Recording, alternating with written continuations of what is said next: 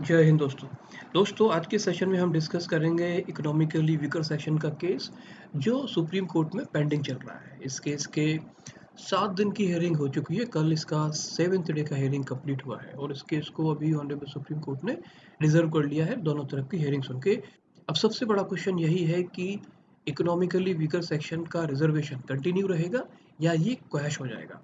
दोस्तों आज के सेशन में हम इस पॉसिबिलिटी को डिस्कस करेंगे। दोस्तों इस केस की जो 7 दिन की हियरिंग हुई है उसके लिए मैंने डेडिकेटेड वीडियोस बनाए हैं और मैंने डिटेल में उन पॉइंट्स को डिस्कस किया है जो आर्गुमेंट्स में डिस्कस किए गए हैं और ये काफ़ी इंफॉर्मेटिव पॉइंट्स हैं आप सभी के लिए, स्पेशली वो सारे कैंडिडेट्स जो एग्जाम्स की तैयारी कर रहे हैं।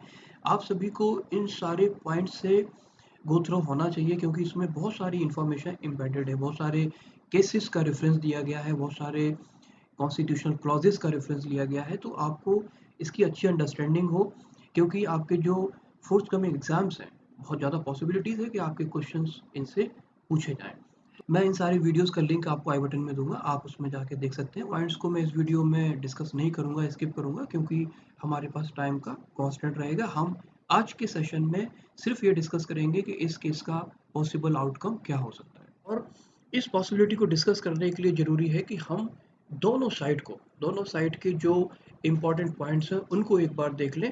उसके बाद ही समझने की कोशिश करते हैं कि ये reservation 10% reservation economical weaker section का कंटिन्यू रहेगा या डिसकंटिन्यू हो जाएगा।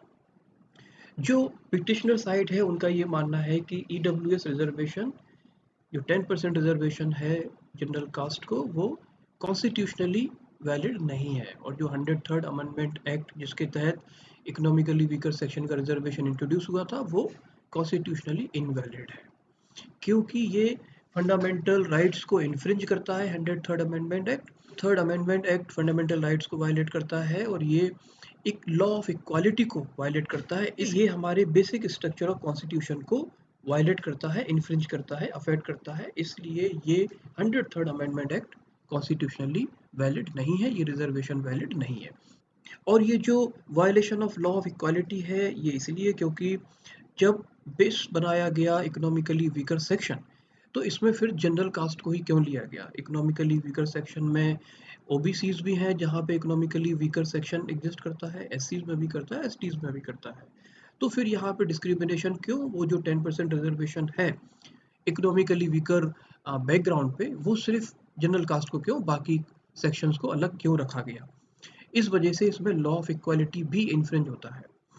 पॉइंट्स है जो पिटिशनर ने पुट फॉरवर्ड किए कि इकोनॉमिकली वीकर सेक्शन का जो रिजर्वेशन है वो कॉन्स्टिट्यूशनली वैलिड नहीं है, इसको क्वैश कर देना चाहिए। अब इसको गवर्नमेंट ने किस तरह से डिफेंड किया उन पॉइंट्स को देखते हैं।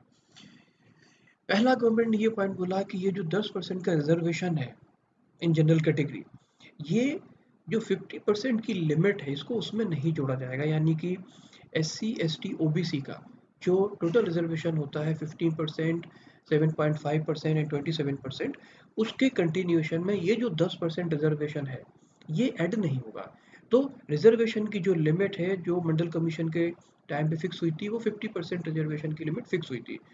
तो गवर्नमेंट का ये पॉइंट है कि ये जो 10% रिजर्वेशन है इकोनॉमिकली वीकर सेक्शन का, पहली बात तो ये उस एग्जिस्टिंग रिजर्वेशन के साथ ऐड नहीं होगा, ये एक डिफरेंट रिजर्वेशन है। ये 50% की लिमिट को ब्रीच नहीं करता है, उसको वायलेट नहीं करता है।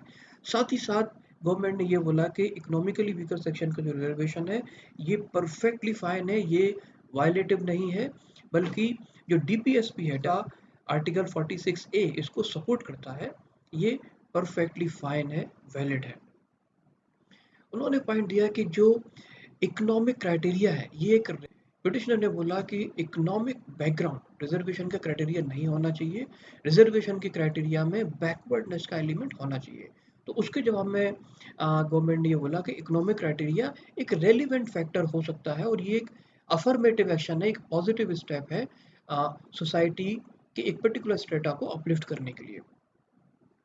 और उन्होंने ये भी बोला कि जो लॉ ऑफ इक्वालिटी को ब्रीच करने की बात है तो एक्चुअली ये लॉ ऑफ इक्वालिटी को सपोर्ट कर रहा है क्योंकि इसमें उस सेक्शन को जो वीक है, अंडर प्रिविलेज्ड है, पुअर है या हैंडीकैप्ड है उसको हेल्प कर रहा है, तो ये कहीं ना कहीं इक्वालिटी को मेंटेन कर रहा है। जैसे उन्होंने भी ये कहा कि जो स्पेशल रेफरेंसेस हैं एससी एसटीज को वो अफर्मेटिव एक्शंस हैं S C S T classes को अपलिफ्ट करने के लिए है, वो अपनी जगह पे बिल्कुल ठीक है, लेकिन इसका ये मतलब नहीं कि और किसी सेक्शन को सपोर्ट या अफर्मेटिव एक्शंस या उनको अपलिफ्ट करने का मेजर नहीं लिया जा सकता।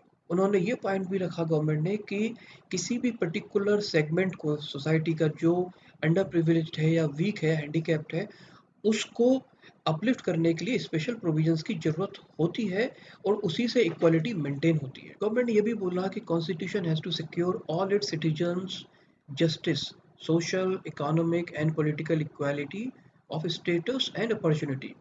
This is to ensure that no single individual in the country goes hungry. Government का कहना है कि इक्वालिटी का मतलब तब होगा ना कि जब सभी लोग सोशली, इकोनॉमिकली और पॉलिटिकली इक्वल हों। ऐसा नहीं होना चाहिए कि कोई एक पर्टिकुलर सेगमेंट इतना वीक है, इतना पुअर है, इतना हैंडीकैप है कि वो 2 टाइम की अपनी मील भी मैनेज नहीं कर पा रहा है। तो ईडब्ल्यूएस रिजर्वेशन कहीं न कहीं इक्वालिटी को सपोर्ट करता है।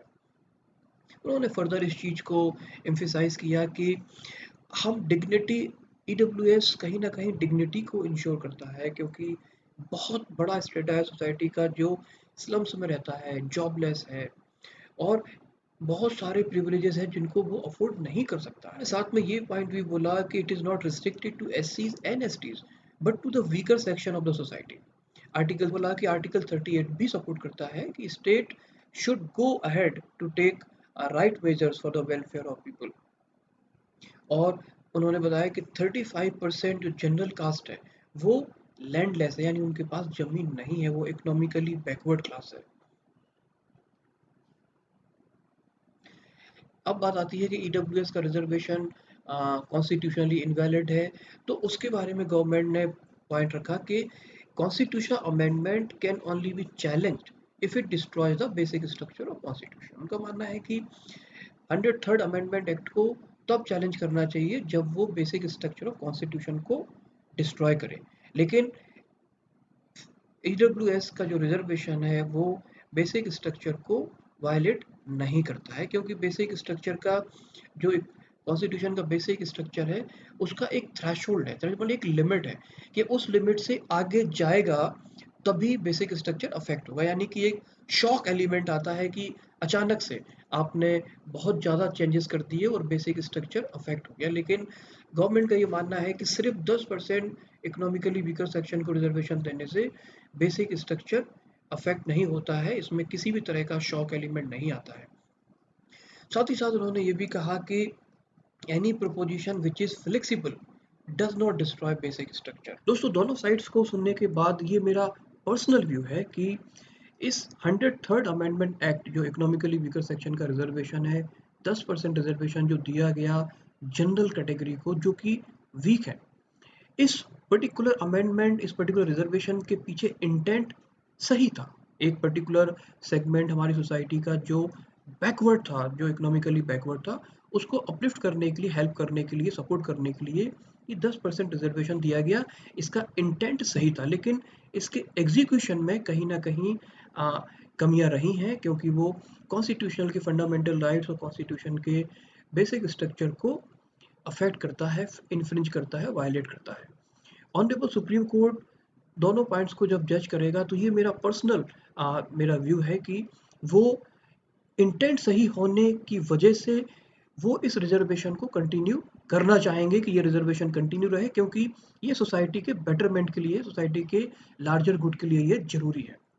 लेकिन इसमें जो कमियां हैं, जो त्रुटियां हैं, जो लैप्सेस हो गए थे, उनको रेक्टिफाई करने के लिए वो बोलेंगे, इसको करेक्ट करने के लिए। तो ये मेरा पर्सनल व्यू है कि ये रिजर्वेशन ईडब्ल्यूएस का कंटिन्यू रहेगा, लेकिन इसमें कुछ अमेंडमेंट्स होंगे, इसमें कुछ शोधन होंगे, इसमें कुछ इम्प्रूवमेंट्स होंगे, उसके साथ ये कंटिन्यू रहेगा।